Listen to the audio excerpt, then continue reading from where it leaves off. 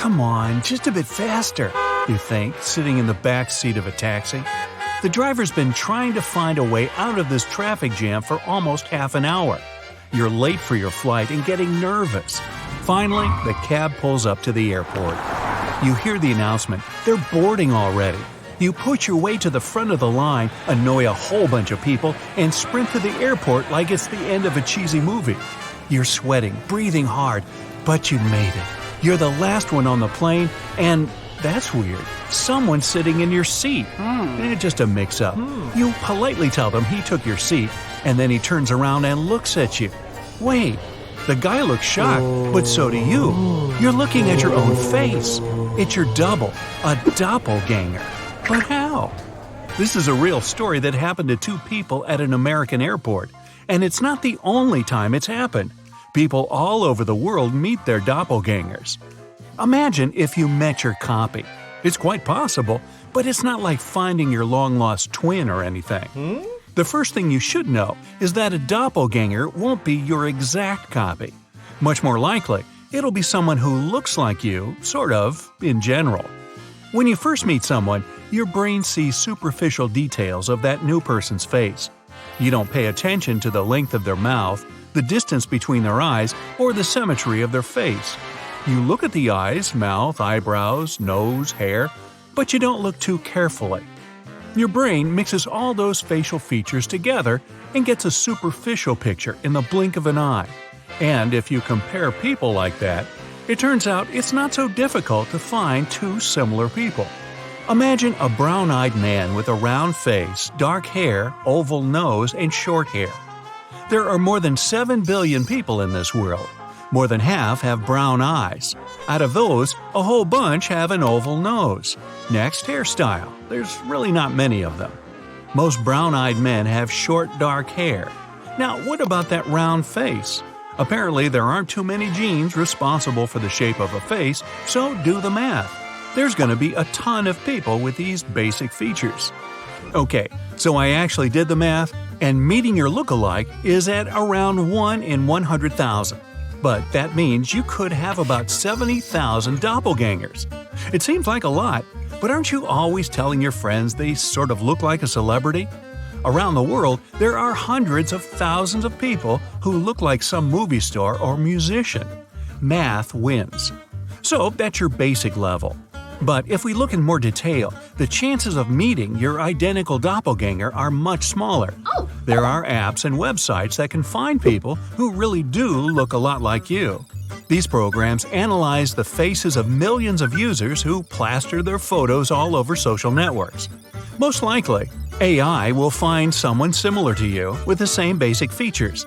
But what if you found a doppelganger that was like a carbon copy of you? So you register on one of those Find My Clone sites, upload a clear photo of your face, no filters, no effects. After a while, the site finds you a doppelganger.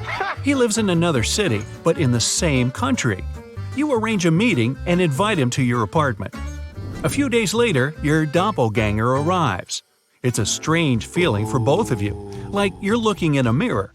You talk with him and find out that you love completely different things. Your accents and voices are different. You have different tastes in movies and music.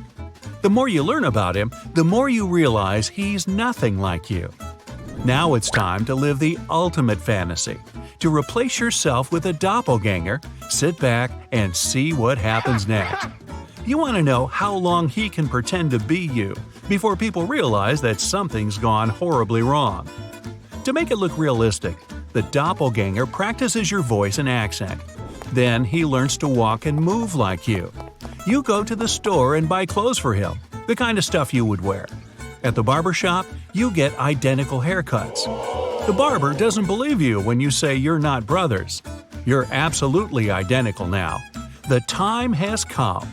You stay at home, and your clone goes out into the city. He installs a hidden camera on himself. This is gonna be awesome. Your doppelganger walks into your favorite coffee shop and orders a large cappuccino.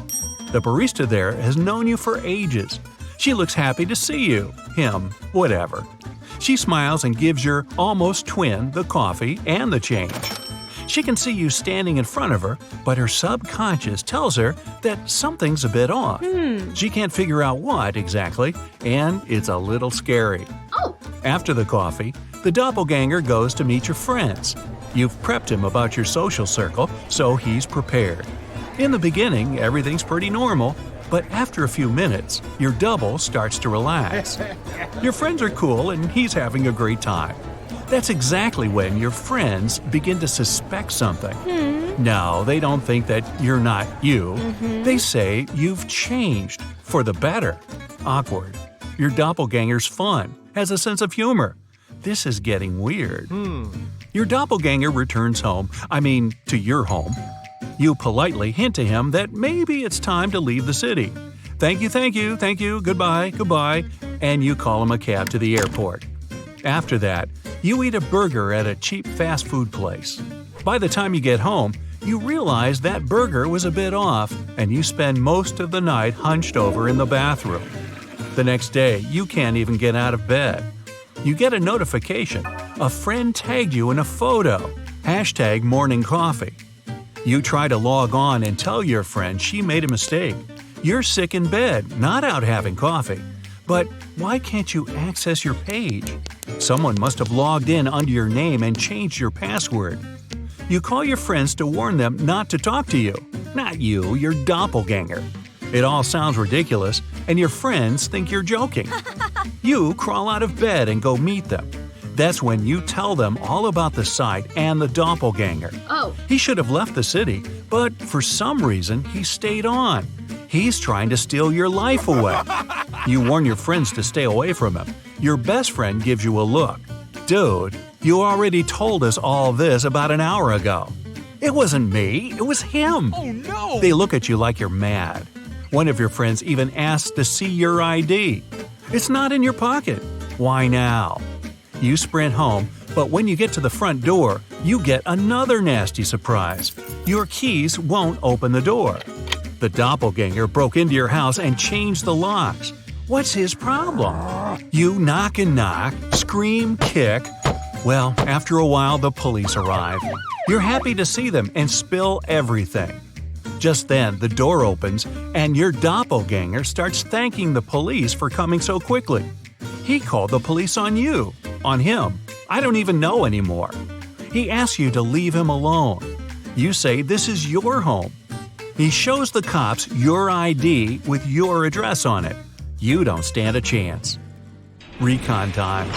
You grab your phone, open the Find Your Clone site. Maybe there's some info on this guy you can use. You find his profile, but it's just information about your life, not his. Your phone number, email, bio, birthday, photos. Then you open your profile and see nothing. It's empty. At this point, even you can't keep track of who's who. What if you, the real you, are sitting in your apartment right now? Maybe I'm the doppelganger?